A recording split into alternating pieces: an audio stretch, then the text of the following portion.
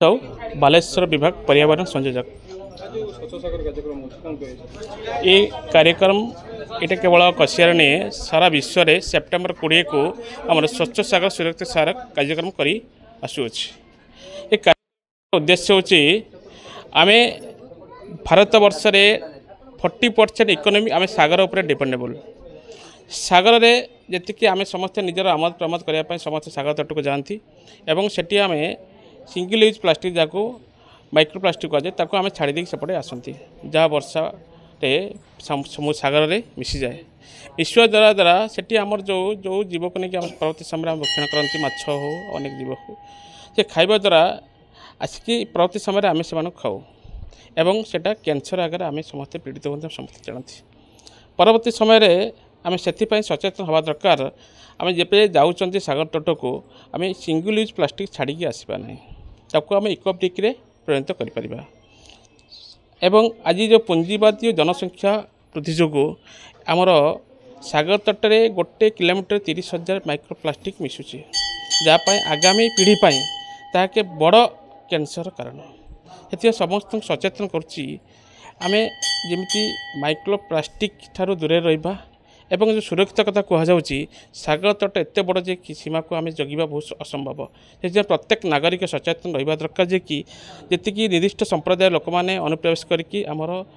भाइलेंस कर समाज को से समस्ते आम सजग रहा दरकार। अध्यापक राजकिशोर राय शहीद मेमोरियल हायर सेकेंडरी स्कूल आसी मो सहित आहरी 15 जन वॉलंटियर्स माने भी आछंती एनएसएस वॉलंटियर्स से माने आज स्वच्छ सागर जो कार्यक्रम तादर से समस्ते पार्टिसिपेट कर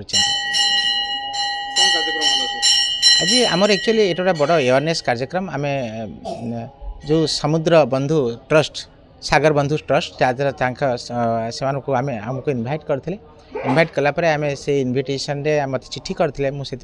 एनएसएस पिला नहीं आसली जज मुझे एनएसएस पीओ अच्छी तो नहीं आसली आमर बड़ कार्यक्रम होमें ये आसचु जे पृथ्वी हूँ गोटे पृथ्वीर सुरक्षा पृथ्वीर स्वच्छता आम समस्त काम अच्छे जदि पृथ्वीर एत बड़ जे आम सागर तट अच्छी सारा आम भारत में भी माने जो सागर तट रही सागर कूल रही आम समस्ते सुरक्षित रखा दरकार। जो प्लास्टिक आवर्जना सब माने वर्ज्य वस्तु मैंने सब पड़ी सब आम उठेकी ठीक जगह रखा एवं ताकू आम रिसाइकल करा कारण आप जानते माइक्रो प्लास्टिक केते भयंकर केते कैंसर करि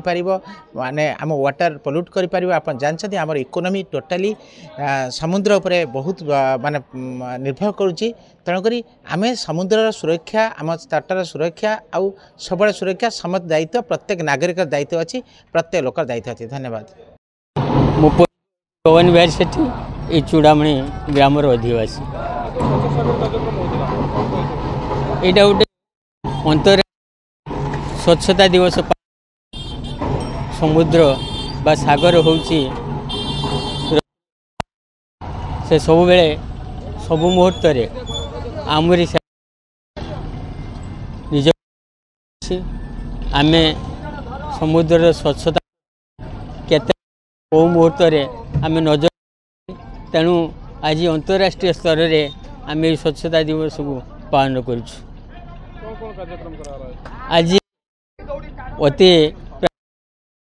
निकट रे थिबा महादेव मंदिर स्थित होती सफाई कार्य करने पर गोटे शोभा बाहरी आज यही बन तटरे आम उपस्थित होइतिलु। समुद्र पूजन उत्सव अनुष्ठित है एवं समस्ते ये पुष्पांजलि माध्यम माँ पदवंदना कले एवं पूजा परे आम पुणी से मंदिर बेड़ा को फेरी जाऊँ से आमर बौद्धिक कार्यक्रम अच्छी सचेतनता शिविर अच्छी तापर से कार्यक्रम को अनुष्ठित करी आम स्वगृह को प्रत्यावर्तन करूँ। काली कार्यक्रम प्लानिंग कलु आम से भाई आसिक कहले आम गोटे कार्यक्रम करवा